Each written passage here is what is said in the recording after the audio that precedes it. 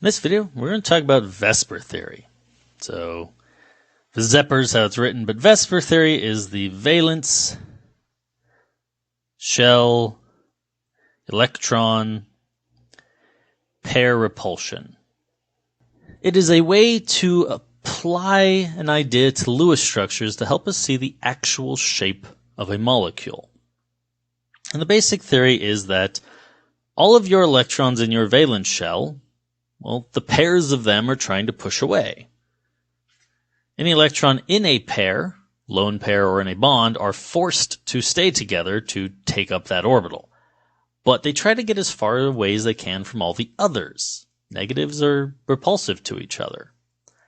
And so if I have some center point and I have some electron pairs, well, they don't want to be near each other. They're going to move to get as far apart as they can. And so they'll shift around, they'll shift around, they'll shift around until, well, if they keep shifting, they'll come closer again. So they'll get wherever they are the farthest from the other ones. How does that play out and how does that make our molecules? Well, let's look at CO2. I have my carbon, it has 4 electrons. I have my oxygen, it has 6. And I have another oxygen, it has 6.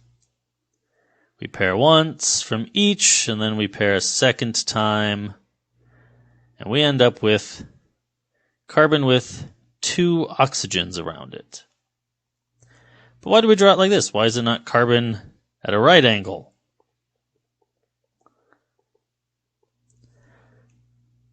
Well, it is the top one. They are on opposite sides. Why? Because, well, that's when you're the farthest you can get. These are repelling each other, and so this oxygen is going to keep swinging around. It's pivoting on that carbon, but it's going to keep swinging until it's as far away as it can get from the other oxygen. This is because the electrons in those double bonds, well, the pair in the bond, and because the double bond is going to the same atom, can't really get away from each other, but the 2 sets can.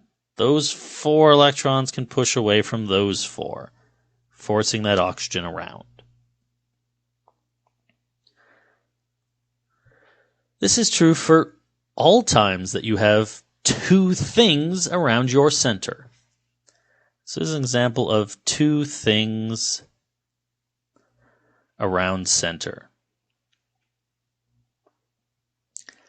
Now, I don't say 2 atoms because lone pairs are part of the valence pairs of electrons. And if there is a lone pair, it also will try to move away.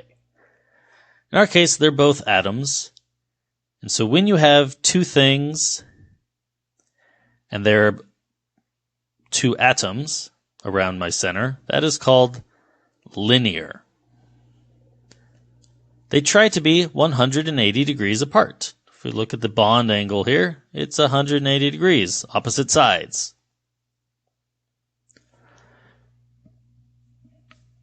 I could draw my Lewis structures in many ways, but why do we draw CO2 with the oxygens going opposite sides? Is because that represents the real look of the molecule. It really will try to be on opposite sides. Well, if you can have 2 things, you can also have 3 things. If you want to think about 3 thing shapes, you can have things like BH3. I have my boron. It's 3 electrons. I have my hydrogens. They all want 1. If we bond, well, at the moment, it looks like they're all right angles to each other.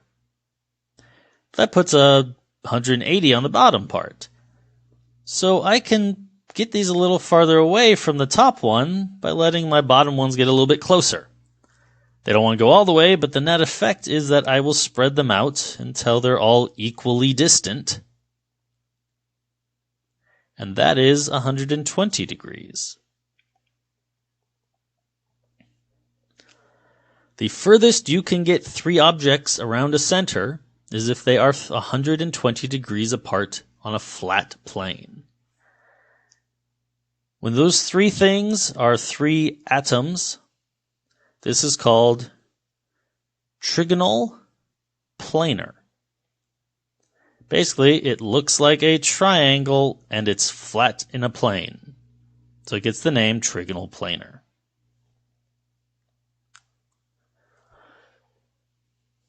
And there's other three-thing shapes. You can have carbon, so CH2O. You can also have SO2. Carbon, oxygen, hydrogen, and hydrogen. 1, 2, 3, 4. 1, 2, 3, 4, 5, 6. 1 and 1. Basically, the hydrogens pair, the oxygen pairs. You get three things around your carbon. Those things are going to try to be 120. Now, this is ideal. The reality is, if your atoms aren't equivalent, well, one of them just takes up more space, so the exact point that you're repelling from is a little bit different. The reality is your bonds will be slightly off from 120 for this molecule. We're not asking you to know the real bond angles, we're asking you to know the ideal bond angles. Three things around your center should try to be 120. Since all three of these are atoms, this is again trigonal planar. But if we do SO2, sulfur, 6 electrons, oxygen, 6 electrons, oxygen, 6 electrons. Well, we'd pair once, we'd pair twice, and then I don't have enough unpaired electrons on sulfur, so I break up my lone pair. I can pair again. What I'll end up with is a sulfur double bond 1, double bond 2, and a lone pair. This sulfur has three things: a lone pair, an oxygen, and an oxygen. This is a three-thing setup. But this is 2 atoms, 1 lone pair. This gets a different name. When we developed the names, we couldn't see the electrons. We just saw where the atoms were, and we said, hey, here's my atoms. For whatever reason, they're not in a straight line. CO2 was in a straight line, but SO2 wasn't. This looked bent. Why is it bent? Well, it has a lone pair. That lone pair is pushing the other valence electrons that make up the bonds away. And so carbon dioxide didn't have a lone pair to push those oxygens away, but SO2 does. And so we see a different geometry for it. So why do we draw SO2 like this and not like that? You might see SO2 drawn like that, but it doesn't really reflect the reality. And when we can, we like to use Lewis structures to kind of show the actual shape. You see this when we draw bent water. We'll usually put the hydrogens down and the lone pairs around it. You'll see this when we see SO2. We tend to draw it bent because that's the geometry it's really going to have. Well, if you have 2 things and you have 3 things, then you can have 4 things. For this, CH4, NH3, OH2. My carbon, my hydrogens, pair, pair, pair, and pair. I have 4 things and they are 4 atoms. This gets the name tetrahedral. If you've ever rolled a 4-sided dice, that's what this looks like. It's basically a caltrop. It's a giant spiky point going up. We have our carbon. We'll have a hydrogen up, a hydrogen down to the right, a hydrogen going down and away, and a hydrogen coming out at us and down. So there's my 3D. One of those hydrogens, the dashed, is going away from us. The big fat filled in wedge is coming towards us, but they're both still angled down a little bit. The bond angles are 109.5 between everything.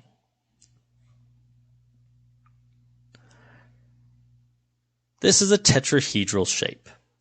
Now, we don't like to draw the in and out in quick Lewis structures, so we will often see CH4 just drawn CH4.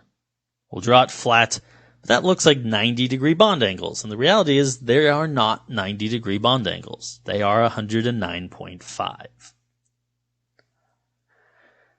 Well, if I go to nitrogen, I've got 5 electrons, my hydrogens. Pair, pair, pair. Lone pair. Hydrogen. Hydrogen away and down. Hydrogen out at us and down. There's still 4 things around this nitrogen. They're just not all atoms. So this is 3 atom, 1 lone pair. What is this shape? Well, it kind of looks like a triangle going down and all of it going up to a point. Looks like a pyramid with a triangle base. And in fact, we call it trigonal pyramidal. Or pyramidal, however you want to pronounce it.